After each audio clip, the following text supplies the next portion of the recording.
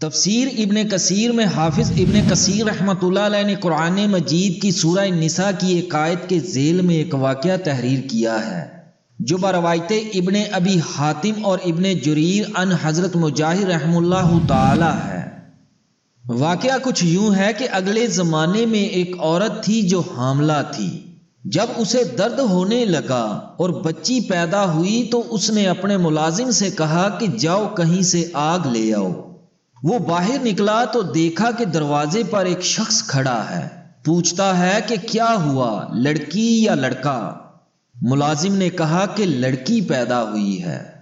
اس شخص نے کہا کہ سن لو، یہ لڑکی 100 آدمیوں کے ساتھ زنا کرے گی، پھر اس عورت کے ہاں جو شخص ملازم ہے اسی سے اس لڑکی کا نکاح ہوگا، اور ایک مکڑی اس لڑکی کی موت کا باعث بنے گی۔ یہ ملازم وہیں سے پلٹ آیا اور آتے ہی ایک تیز چھری لے کر اس لڑکی کے پیٹ کو چیر ڈالا اور اسے مردہ سمجھ کر وہاں سے بھاگ نکلا۔ اس لڑکی کی ماں نے یہ حال دیکھ کر اپنی بچی کے پیٹ میں ٹانکے لگا دیے اور علاج معالجہ شروع کیا، جس سے آہستہ آہستہ اس کا زخم بھر گیا۔ اب ایک زمانہ گزر گیا، ادھر یہ لڑکی بلوغت کو پہنچ گئی اور تھی بھی اچھی شکل و صورت کی، بد چلنی میں پڑ گئی۔ ادھر وہ ملازم جب لڑکی کو چھری مار کر فرار ہوا تو وہ سمندر کے راستے کہیں چلا گیا، کام کاج شروع کیا اور بہت رقم اکٹھی کی۔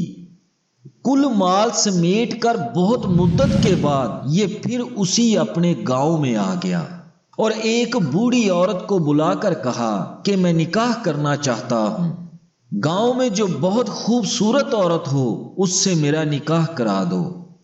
یہ بوڑھی عورت گئی اور چونکہ شہر بھر میں اس لڑکی سے زیادہ خوش شکل کوئی عورت نہ تھی، یہی پیغام ڈالا، منظور ہو گیا، نکاح بھی ہو گیا، اور ودا ہو کر وہ لڑکی اس کے ہاں آ بھی گئی۔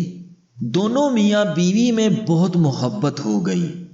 ایک دن ذکر اذکار میں اس لڑکی نے اس سے پوچھا، آخر آپ کون ہیں، کہاں سے آئے ہیں، یہاں کیسے آ گئے، وغیرہ وغیرہ۔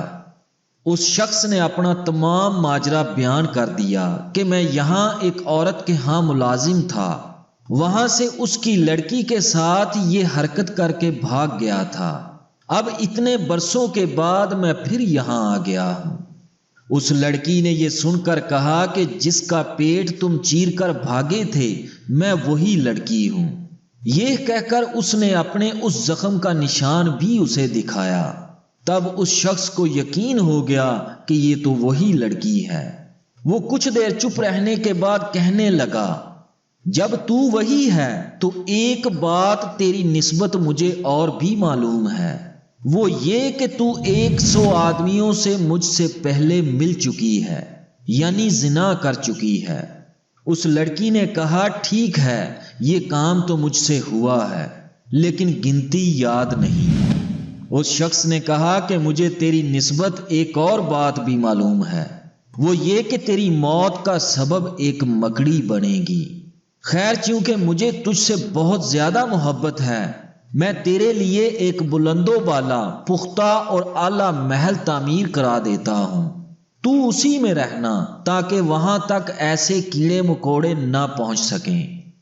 چنانچہ ایسا ہی محل تیار ہوا اور یہ وہاں رہنے سہنے لگی۔ ایک مدت کے بعد دونوں میاں بیوی بیٹھے ہوئے تھے کہ اچانک چھت پر ایک مکڑی دکھائی دی۔ اسے دیکھتے ہی اس شخص نے کہا، دیکھو آج یہاں مکڑی دکھائی دی ہے۔ وہ عورت بولی، اچھا یہ میری جان لیوا ہے، اس سے پہلے کہ یہ میری جان لے میں اس کی جان لے لوں گی۔ غلاموں کو حکم دیا کہ اسے زندہ پکڑ کر میرے سامنے لاؤ۔ ملازم اس مکڑی کو پکڑ کر اس عورت کے سامنے لے آئے۔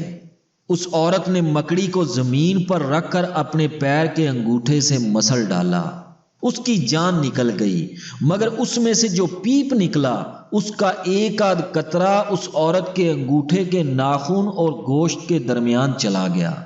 اس کے زہر سے کچھ ہی دنوں بعد پیر سیاہ پڑ گیا اور اسی کی وجہ سے وہ عورت مر گئی۔